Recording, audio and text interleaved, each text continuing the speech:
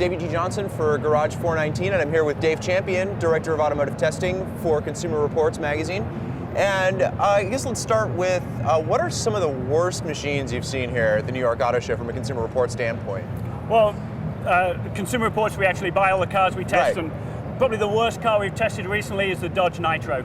You know, you look at the Nitro and it looks this big, tough Right. off-road vehicle, but it doesn't have low range. Right. It's got a really cramped interior, and the plastics feel as if they came off an igloo cooler. It just reeks cheap once you're inside it. And unfortunately, the 3.7 litre engine only gives you 16 miles per gallon. Right. So you got no space, no off-road ability, and awful gas mileage. And Chrysler's inability to make a really good V6. I like their 8s. They've built some good 4s, especially the old Mitsubishi 4s, but they've never really been able to come up with a good, strong 6. And I think it's kind of a travesty. They dumped the old AMC inline 4, or inline 6, in fact. That was a great motor. That 4 litre, the 4 litre 6 in the old Cherokee. You know, they had some problems with it early on, Right. but it had got lots of low-down grunt. It would Right. pull like nothing on earth. And towards the end of its life, it was pretty reliable. Right. The rest of the car dropped apart around it, but the engine was still Right, good. exactly. What do you what do you think the Nitro compared to the Liberty then? Well, the Liberty is not much better than the Nitro, Right. but at least it has some off-road ability. At least Right. it's got low range got low gears, range. so you can actually take it off-road. So there is an actual use to it. Whereas the Liberty, the Nitro, we just don't see any point in building it. What about, in terms of that segment, what do you feel is the best vehicle? Well, if you're looking for something with sort of off-road ability, then sort of something like a Nissan Xterra. Xterra. You know, nice strong engine, good reliability.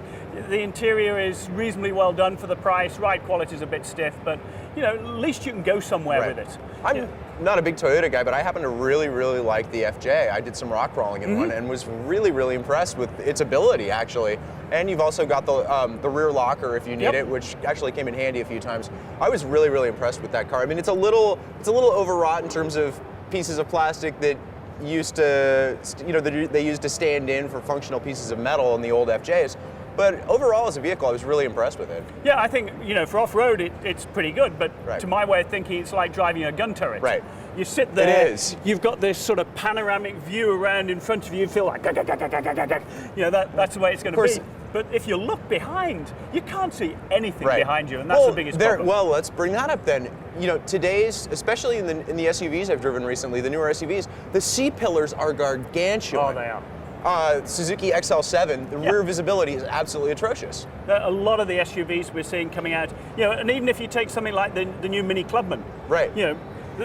For styling reasons, they've done those clamshell doors. Right. You've then got this big pillar up the middle. You've got 2 rear head restraints. All you see out the back is 2 little slits. And whoever bought a Mini for space? Right, and it's the same with the convertible. With the rear roll bars and the seats, there's this much. There's a little porthole to see out of the back, and that's about it. Everything's turning into a Plymouth Prowler. I mean, it was kind of started with the 300C, and now everybody's raised the door sills, and you drive around like this all the time, like you're John Milner in American Graffiti. I think there's a lot of sort of thoughts of getting back to sort of that low chopped roof.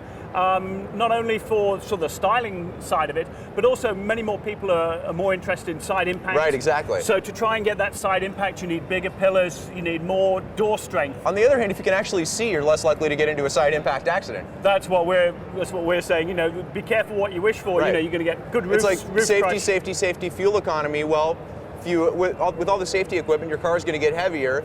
You've got to have a more powerful engine just to keep up with the standard performance metrics. And then you want fuel economy on top of that? Yep. I mean, what do you think of the Escalade Hybrid? Not much. But it's got a big, gigantic green H on it. I know. I think the bigger the hybrid signs on the side, the more or the less intuitive that vehicle is. I can see a reason for the hybrid Sierra and Silverado in terms of a pickup, because a pickup truck has a definite use.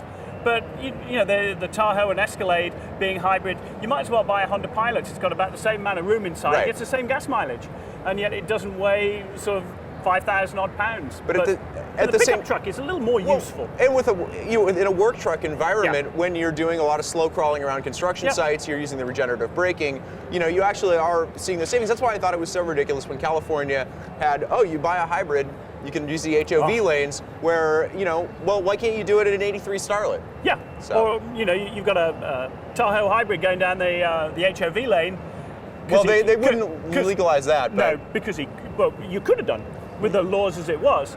Or if you they've restricted it to certain cars. I know. If you take something like the Lexus RX 400H, I used to see a lot of those in the HOV lane, and that was getting 23 miles per gallon. But the Honda Civic that's stuck in traffic, that's getting 32, he can't use it. Exactly. And yet they're doing much better. So I think they're going to the basis on fuel economy now. So at least they've got some sanity back into the California sanity. I don't know. I'm from California, and nobody's ever accused me of being sane. So anyway, I lived there for 3.5 years and thoroughly enjoyed it. That's all the time we got. So thanks a lot, Dave Champion. Thank you very much. Okay.